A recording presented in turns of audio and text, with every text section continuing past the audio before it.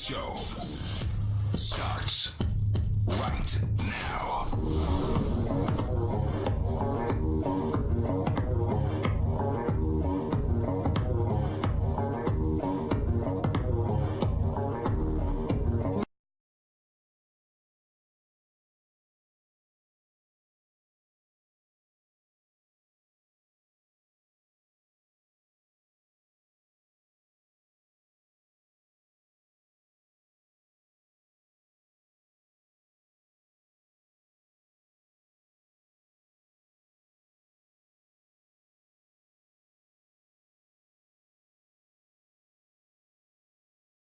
The Stephen A. Smith Show here with you over the airways of ESPN Radio and ESPN News for the next hour. Number to call up as always is 888-SAY-ESPN. That's 888-729-3776. The Stephen A. Smith Show on ESPN Radio and ESPN News is being brought to you by New Shell V-Power Nitro plus premium gasoline. Now with 4 levels of defense against gunk, wear, corrosion, and friction. As promised, on the line with us right now, always a pleasure to talk to my buddy, NBA analyst and insider extraordinaire for the family. The one and only Brian Windhorst is with us right now. What's going on, Brian? How are you, sir? How's everything? Stephen A., I'm glad the series that I covered ended in a sweep, and now I'm relaxing at home while you're out there working. How about that? How about that? Well, you've earned it, no question about it. As you sit home and watch this series unfold, seeing what you've seen from the Golden State Warriors, no doubt watching on TV from your home with Milwaukee and Toronto and what you've been seeing, what chance do you give either of these teams in the East of beating the Golden State Warriors in the finals? 4 out of 7, not very good. Granted, I do think that there's a possibility that the layoff, plus bringing Durant back, which I think is going to happen, plus having to go on the road for the first time to start the finals, there may be a bit of an advantage for the East team in the first game.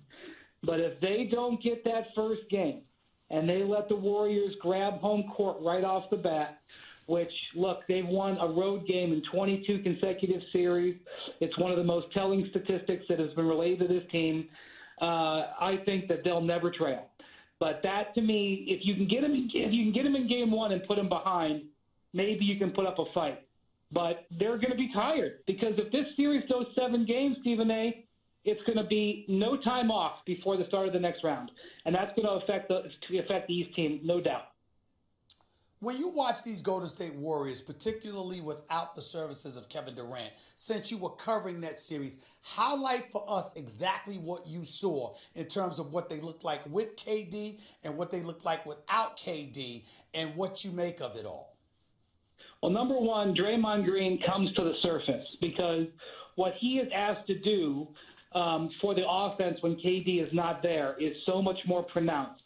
And when that happens, that gets him going at the defensive end. And it also gets him, he rebounds the ball and pushes it end to end. And so not only are you bringing more shots and more touches for Steph and Clay, but you are energizing Draymond Green. And with him energized and that he's in great shape, the combination of those two things, they are an absolute terror. Now, the one thing I think is the most important thing to point out is they don't have as big of a margin for error without Durant. If they have a night, and there will be a night when Steph does not shoot well again. The first few rounds of this series, he was in a slump. He played 5 or 6 games where he did not shoot well. He was shooting around 30% from three-point range for that first series and a half. But they kept winning because they had Durant. So that's the thing. If Curry goes back into a slump and they don't have Durant, then they become vulnerable. If Curry goes back into a slump and Durant is there, again, you may get him once. You may get him twice. You may even take him 3 times. I don't think you're beating them 4 out of 7. Brian Windhorst right here with Stephen A., ESPN Radio, ESPN News. I think it's almost damn sacrilegious. It's basketball blasphemy to talk about a team being better without Kevin Durant than they were with him. You've heard all the bantering about Kevin Durant and what the Warriors have looked like without him and how they have flourished in his absence, et cetera, et cetera. What did you make of it? Yeah, I think they play a more beautiful brand of basketball when he's not there, and it highlights watching Steph Curry, who is one of the most enjoyable players to watch in NBA history. So when you look at it from that vantage point, boy, it does look beautiful, but there's no way they are a better team. Again, you add Durant, you have two MVPs in their prime at your disposal. It's like, saying that you'd be better as a golfer if you didn't have irons, if you only had woods and a putter. Yeah, you may have moments where you look great, but you don't have all the tools. So to me, it's an asinine argument, but I understand why people fall into the trap, because the trap is what you see is so beautiful when he's not in there.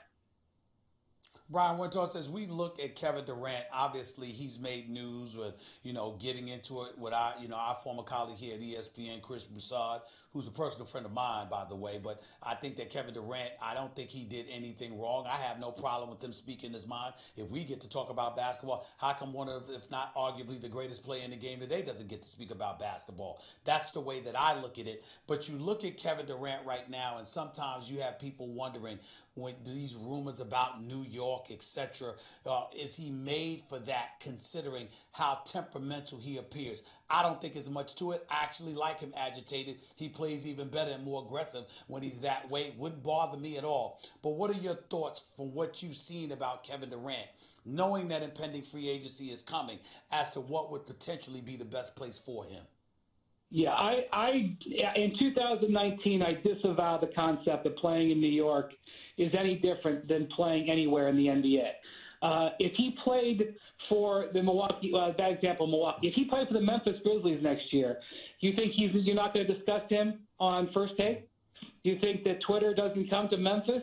Do you think Instagram doesn't come to Memphis? I mean, the only weakness that I see in Kevin Durant's entire body of work is that he's a little bit sensitive and he's a little bit thin-skinned when it comes to opinions about him.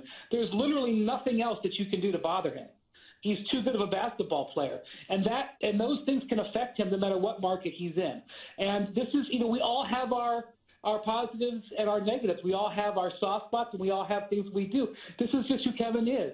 Kevin is going to be somewhat affected by the media no matter where he goes. So when you look at whether he goes to New York or not, I think there are major questions. Can the Knicks build a real team around him? Would they go to trade for Anthony Davis, and would it be better for him to play with a young player or a more veteran player? Would it be smart for him to trust, the Knicks with their track record? Would it be one to him to trust Jim Dolan? To me, the media market he's in is way down the list, if not irrelevant altogether. Based on your conversations with so many people around the league, as I see you do all the time, talking to so many different people, we often ask the question about where do you think KD's going to end up? I got a better question. Where do you think there's no way in hell he will end up? Great question. I cannot see him playing for the Los Angeles Lakers. I just don't see him wanting to team up with LeBron. As much as they have a good relationship with him, I think that defeats the point of what he'd be trying to prove, which is that he can go do it as the centerpiece of a team. If he's going to stay with another star, why not just stay with the guys he's with right now? It's working out really beautifully. I don't think it has anything to do with Magic. I don't think it has anything to do with Genie or Pelinka. I think it doesn't make sense for me that would be his move. I think there's a lot of, I could almost see him making more sense, for him to join just about any other team. You could almost convince me that going to Detroit would be amazing for him and playing alongside Blake Griffin, as opposed to having to go with what it would do for him to play alongside LeBron. I could be wrong, though, Stephen A., because the one thing about Kevin it was undeniable is that he has changing moods. And the way he feels here in mid-May has nothing to do with the way he may feel in 5 or 6 weeks, and that's just the reality of it. Brian Windhorst right here with Stephen A., ESPN Radio, ESPN News. Just got news. Wanted to share some stuff with you, Brian. They just sent it to me. You probably already know this, all right? But you got these all-NBA teams that have been announced. For the first time in 11 years, or 12 years rather, the 11-year run of LeBron James on the All-NBA first team has come to an end. Instead, it's the Greek freak, Giannis Antetokounmpo, James Harden, Steph Curry, Paul George, and the Denver Nuggets, the Joker, Jokic. Their first team. Second team is Damian Lillard, Kevin Durant, Joel Embiid, Kawhi Leonard, and Kyrie Irving. Third team Is Russell Westbrook, Blake Griffin, Rudy Gobert, Kemba Walker with LeBron James? Your thoughts? Anybody on that list that's misplaced, that belongs somewhere different than where they are? Well, Stephen A., this has major, major implications. Okay. So Kemba Walker making the All-NBA team makes – and again, you can focus on the first team if you want. I'm not going to focus on that. To me, it's all about who becomes Supermax eligible. Right. Kemba Walker just became Supermax eligible, which means he is now in position to ask the Charlotte Hornets for 5 years and $220 million. He's not And getting it, Brian. Stephen A., He's not getting it. He's not getting it. and if he doesn't get it, I'd be surprised if he stays. Mm. So while this is good news for Kemba Walker, I think the Charlotte Hornets just got very challenging news, okay? Meanwhile, the Washington Wizards, Bradley Beal was the first man out. He finished with the most votes who didn't make it. I thought Bradley Beal was going to make it. That means that Bradley Beal is not Supermax extension eligible this summer, and I think his chances of staying in Washington just increased. Yeah. Had he gotten the Supermax eligibility, the Wizards would have been under tremendous pressure to offer it to him. I don't know if they would offer it to him, and he may have asked for a trade, and that could have had him end up in Los Angeles. Now, whoever gets hired as the GM may want to trade him anyway, but that was a huge turn of events who was going to get that spot. Well, number two, a couple of things. Number one, I know this for a fact. Michael Jordan and the Charlotte Hornets are not going to trigger that luxury tax. They're not going to pay luxury for a team that's not making the postseason. They're just not going to do it. So that's a big challenging thing for Kemba Walker right there, just like you said. That's number one. Number two, we heard so much talk about LeBron James having talked to a few people, mainly Bradley Beal, because you'd love to see him in a Laker uniform. The belief is, you know what, go ahead and ask the Wizards for a trade because the Wizards recognize they can't win with those two, and John Wall may not even play next season. We don't know. So where does that leave the Wizards with Bradley Beal? I don't know what's going to happen with that. While we're on that subject, what do you think Bradley Beal should do? Well, at this point, it does not make sense for him to extend his contract. If he had gotten this just a couple more votes, it would have made tons of sense. To me, I think that the Wizards and you know they're interviewing different general manager candidates. Most people I've talked to believe that it makes the most sense for the Wizards to rebuild. And if you could get your hands on that number 4 pick, they have the number 9 pick on their own. They have the number 4 pick and potentially get another one of those young guys from the Lakers, whether it's Brandon Ingram, whether it's Kyle Kuzma. If you could get Kyle Kuzma and the number 4 pick to start your rebuild, that would be potentially really attractive and something that the management would have to consider. And remember, there's 2 markets this summer, Stephen A. Yes, there's a free agent market, Kyrie Irving, Kevin Durant, Klay Thompson, etc. Then there's the trade market, Anthony Davis, then Bradley Beal. And let's not forget there may be some other guys in there. For example, possibility of a guy like DeMar DeRozan, who is in position to ask for an extension in San Antonio, and if they don't agree to an extension, there's possibility he could come into the trade market. So there's 2 different ways to get superstars, and there's going to be a lot of big names on the move, not just through contracts. It's interesting that you say that because if I'm the Lakers, do I give up Kuzma in the number 4 for Beal, or should it be Ingram in the number 4 for Beal? Well, the difficulty with Ingram is after he's coming off the blood clot and he's in position to get a contract extension. But the real thing for the Lakers to me is if you can't get one of those A-level free agents, and to me there's 3 names, Kawhi, Kyrie, and Durant. If you don't get any of those guys, what do you do with your cap space? If you traded for Bradley Beal, you could potentially be a contender next year, maybe get into the playoffs, maybe you have a chance to make a run with LeBron and Bradley Beal. And then in a year, if Anthony Davis wanted to come to you as a free agent and you had to free up space, then you could worry about freeing up the space then. And Bradley Beal's on a short contract. You could easily maneuver him too. To me, the most important thing for the Lakers is what's plan B. And if I were Rob Pelinka, a guy like Bradley Beal would be plan B. And so you may say, well, why would you trade the number 4 pick for a guy you may only have for a year? And I would say because you've got a 33 turning 34 LeBron James, and you don't want to waste any of those opportunities.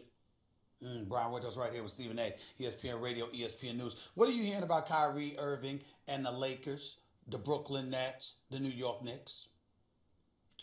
6 months ago, Stephen A., and nobody has more insight to Kyrie than you. I would yield to you on all questions about Kyrie.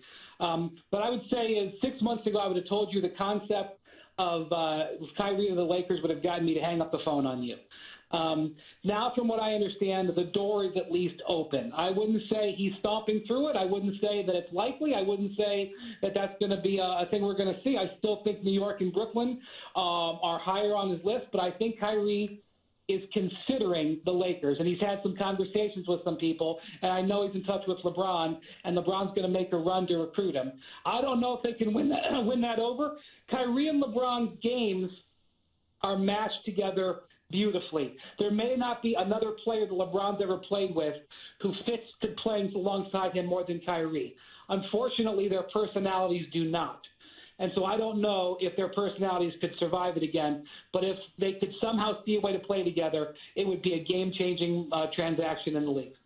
Couple of things I've heard. Number one, you got Durant and Kyrie. We've always talked about that. Number two, you hear that people in Kyrie's camp are trying to convince him that the Nets are the better place to go as opposed to the New York Knicks, and that Kyrie is starting to listen to that. I don't know how much truth there is to that. I also know this. You do have a lot of people out there who look at Kemba Walker as a younger, healthier version of Kyrie. And as a result, if you can't get Kyrie, it's not bad to settle on Kemba. The thing is, Kevin Durant is going to be the one that everything is handed to. If the New York Knicks luck up and they're lucky enough to get Kevin Durant, they will give him whatever and whoever he wants. They have cap space, as you know, for 2 max players. If Kevin Durant comes to New York, whoever he wants to bring with him, Dolan's going to have the keys to the city for him. They're going to give him an avenue in his name, for crying out loud. And Lord knows whatever else he wants, Kevin Durant will get from the New York Knicks as long as he says yes to coming there. That is what I've heard. Any issue with that whatsoever? No, and not only do they have cap space, but they have the number 3 pick, extra draft picks, and young players, and they could probably make a competitive trade offer for anybody in the league, including the guy in New Orleans. That is something that is a realistic path, and the Knicks are very high on Anthony Davis's list. The Knicks could trade for him with a good feeling that he would have a chance to stay there long term. You know, I don't know whether or not he would need to have Kyrie if they got Anthony Davis, but if Kyrie was on the fence between Brooklyn and the Knicks and the Lakers, the opportunity to play with Durant and Anthony Davis, which is realistic, would have to be extraordinarily compelling.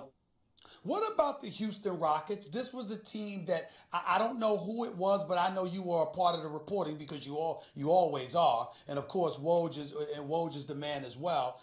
We talked about the Houston Rockets willing to surrender. Correct me if I'm wrong. 4 first-round picks when they were in pursuit of Jimmy Butler, if I remember correctly. If that were the case, Wendy, why wouldn't you offer to do the same thing, to acquire somebody, one of these potential free agents out there, or an Anthony Davis, for example? Why wouldn't you try to do that if you're Houston? Because you certainly can't stand as is with what you have. Right. So here's the issue with that. If New York is in the bidding, the Pelicans know exactly what they'd be getting. They'd be getting R.J. Barrett. If you trade for 4 first-round picks, that are down the line, that are going to be in the 20s or the teens, you don't know what you're getting.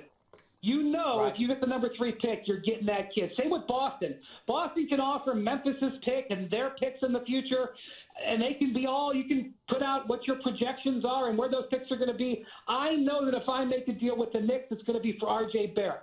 That puts the Knicks in pole position because of the certainty and because you know that you can bring him in and put him with his buddy Zion right off the bat. The Knicks are in first place to make the trade for Anthony Davis if they want to make that a priority. The other thing about Houston I'm going to point out, Tillman Fertitta gave an interview to the Houston Chronicle last week where he basically said he doesn't think he needs to give Mike D'Antoni a contract extension. He said I agree with him, I agree with him, Wendy. I agree with him there. I don't think he needs to do that either. And what did Mike D'Antoni say to Woj this week? I'm fresh. I'm ready. I'm ready to coach 3 more years. Right. That was Mike D'Antoni answering back saying, give me a contract extension. I'm not saying that's a warning light, but I'm going to put condition orange watching between D'Antoni and the Rockets to see what's going to happen there. D'Antoni wants to be extended. Nobody likes to go into the last year of their contract, and it doesn't sound like the owner, based on those comments, wants to do it. Oh, he's not happy. He's not happy. I spoke to him immediately after the game. You were there with me. You saw me talking to him. He was furious. Tillman Fertitta was furious, and to me, he had every right to be. I think the window of opportunity for Houston, unless they make the requisite changes, is right there. I think it's there to be made. Let's get to the Clippers. Let's go back to the L.A.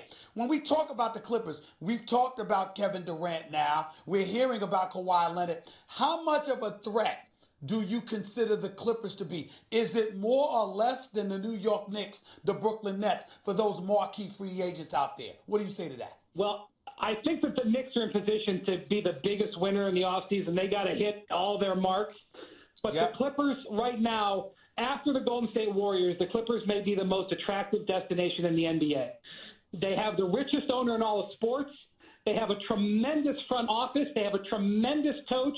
They have great young assets, and they're in position to have salary cap space, young players, and draft picks coming their way so that they could make an offer for Anthony Davis. Not as compelling as New York, but they could make a compelling offer. They have young players. They don't have any bad contracts on their books. They could flip Danilo Gallinari for another player or cap space in 15 minutes if they needed to. If they could get Kevin Durant interested in there, they could get Durant and Kawhi this summer and add them to that team. I doubt that's going to happen, but they have the flexibility to do that, and they have a front office led by competent people who have shown how to make good choices. To me, if I could buy a stock in a team right now, it would be the Clippers, because it would be cheap and it would have huge upside.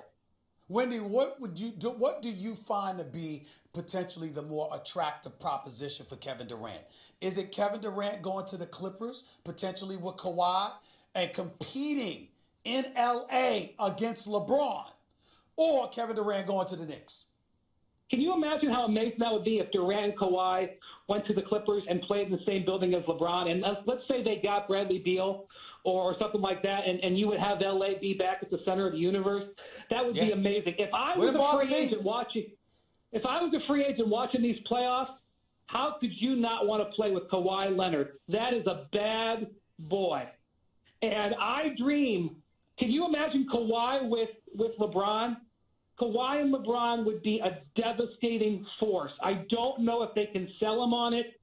I don't know how they'd close that deal, but my God, they got to try. Kawhi is amazing.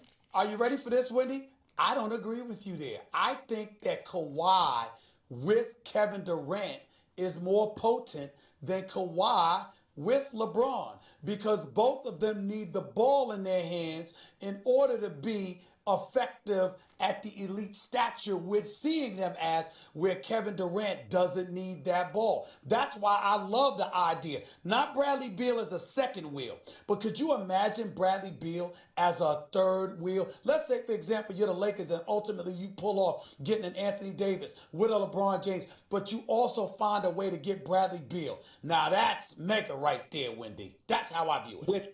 With cap space, with the young players that they have, Landry Shamet, Shai Gilgeous-Alexander, with the draft picks that they used to trade Tobias Harris, with Lou Williams, with Montrezl Harrell, the Clippers have the assets and the cap space and the money to do whatever they want. They could pull it off. Again, what it would take is Kevin Durant to say yes first. Kevin Durant or Kawhi Leonard to say yes first. If you can get one of those guys on July 1st or 2nd in New York, in Los Angeles, especially if it's the Clippers, your world of opportunity opens up like a beautiful rose. I don't know who's going to get it, but that's what these teams have been plotting for months now. Is that a roundabout ways of saying, Wendy, that this is probably the end of the dynastic run of the Golden State Warriors, considering all the changes that appear to be in flux? I think it's two. I think, number one, it says that the most powerful man in the NBA is Kevin Durant. He holds the entire balance of power in the league in his palm. What he chooses will change the face of the league, like LeBron has in past free agencies. And I do think if the Warriors will be different next year, But I think if they hold on to Clay and they hold on to Draymond and they make some creative moves, I think they'll be right back there competing for the championship. They just won't have the wonderful luxury of having Steph Curry or Durant get hurt in the playoffs, which has happened 3 times now, and have it not affect them. They'll have less of a margin for error, but they'll still be right there competing, probably in my mind, to go for a 4th straight title. Brian Windhorst and the Collective podcast. New episodes twice weekly. Listen whenever you get your podcast. My man Brian Windhorst, relaxing for a change at home, getting set for the NBA Finals once this Eastern Conference Finals series is over. Appreciate you, buddy. Great job as always, my man. Thank you so much. Thank you, Stephen A. All right, the one and only Brian Windhorst right here with Stephen A. ESPN Radio, ESPN News, 888-SAY-ESPN. It's 888-729-3776. Did you see the names that he dropped? Did you see the conversation that we were having? We're talking about Kevin Durant. He could be in L.A., he could be in New York. We're talking about Kawhi. He could be in L.A. going against LeBron James in the same arena by himself or joining forces with Kevin Durant. We're talking about Kyrie Irving, who could be back in L.A. or he could be in New York, one of the teams in New York. We're talking about Bradley Beal, who's third team, and as a result, because he's on the third team, because he didn't make the third team, he's not eligible for the Supermax. But that doesn't mean he's going to want to stay in the nation's capital. As a result, yeah, it's easier because he doesn't get the Supermax, but now he's also easier to move as well because nobody has to worry about paying him an exorbitant amount of dollars, even if they can't give him the Supermax. All of this stuff is going on. It's percolating within the National Basketball Association in the midst of the Eastern Conference Finals. You got to love it, y'all. You got to love it. 888-SAY-ESPN. It's 888-729-3776. You're listening live to Stephen A. ESPN Radio, ESPN News. I'm going to get back to your calls and more commentary in just a minute. People, I'm here to tell you about Zelle, a quick and easy way to send and receive money right from your banking app. Not sure what to get someone for their birthday, graduation, or housewarming? Send them money with Zelle, a truly one-size-fits-all